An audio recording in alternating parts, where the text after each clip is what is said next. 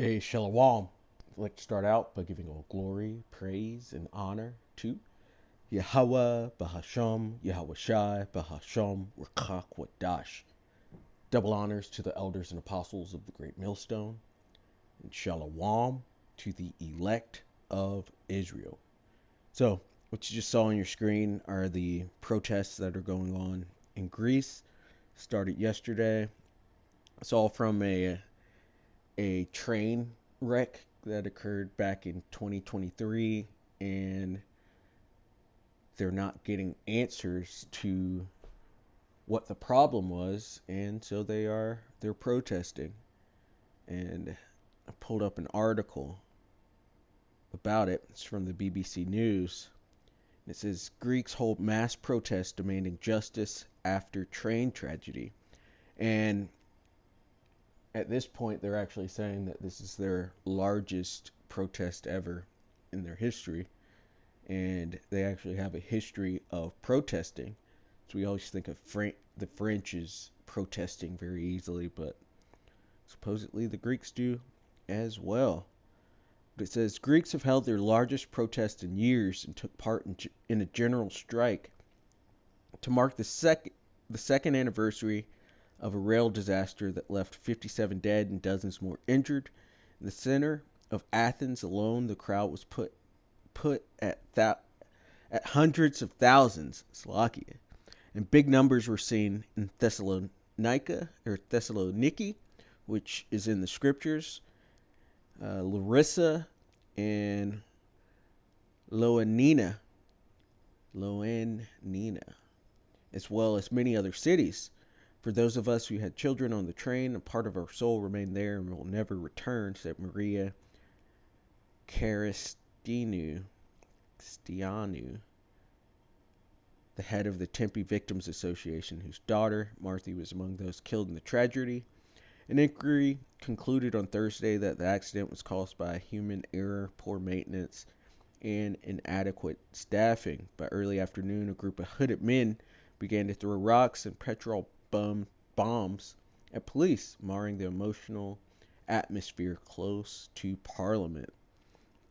And so it got out of hand. You see the riot police out there, and started off peaceful and then became violent.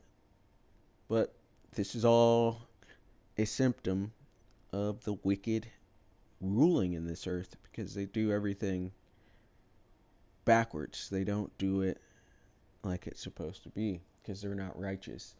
And so the people are in mourning. Actually, I want to start out Proverbs, because that's what that is. Proverbs 29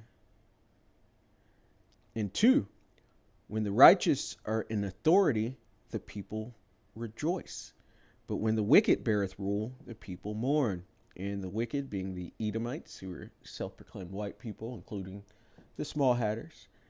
And they are in power right now. They are enjoying their blessing of the fatness of the earth, which they took with the sword. So it means they took it violently. And they are not a righteous people. They're called the wicked in the Bible. And when they're in rule, as it says, the people mourn. And that is a symptom. What we just saw in Greece is a symptom of the mourning. They're tired of the wicked having rule. The whole creation mourneth for the return of the sons of the Most High. But you're seeing that in Greece. Let's go to Acts 17 and verse 13, because we saw some of these protests were happening in Thessalonica.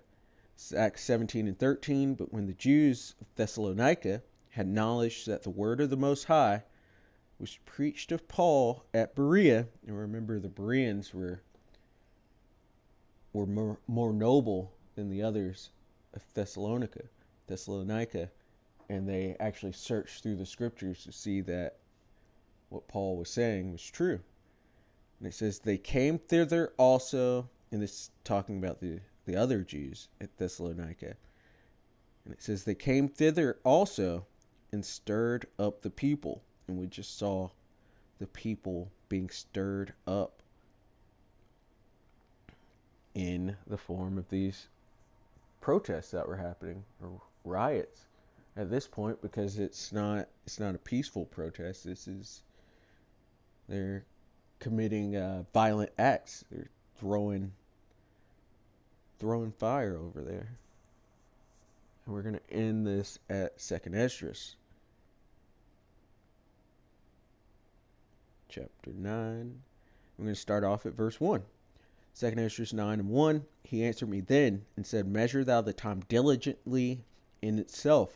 You do that by watching the prophecies. And when thou seest part of the signs pass, which I have told thee before, then shalt thou understand that is the very same time wherein the highest will begin to visit the world which he made. And so when you start seeing the prophecies come to pass, you know that the end is near, that the Lord's on his way back, that Yahushua will return soon. It says, therefore, when there shall be seen earthquakes, which there are a ton of earthquakes that actually have an article about the rise in earthquakes that, Lord willing, I get a lesson on very soon. There's earthquakes happening all over. There was even one this week in Georgia, which they're rare to happen over in Georgia. But when there shall be seen earthquakes and uproars of the people in the world, those protests in Greece are an example of uproars of the people. And you see them in Europe very often. You see these people mourning around the world, and people are standing up to the wicked rulership that is ruling the earth.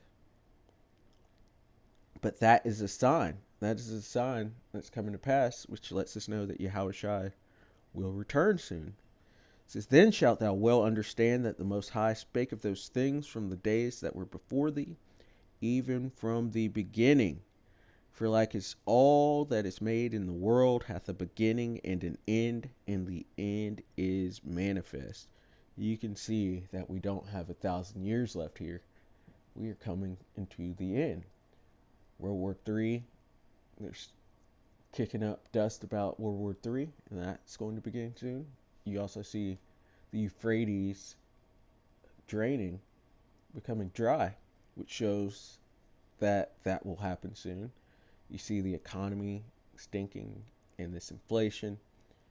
You see the division between people. And importantly, you see the Israelites standing up, which is a sign that we are at the end. And we are at the end of Esau's world. For Esau is the end of the world, and Jacob is the beginning of it that follows.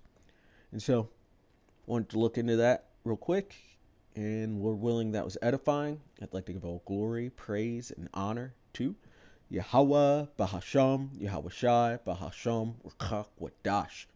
Double honors to the elders and apostles of the great millstone. Shalom to the elect of Israel. Shalom.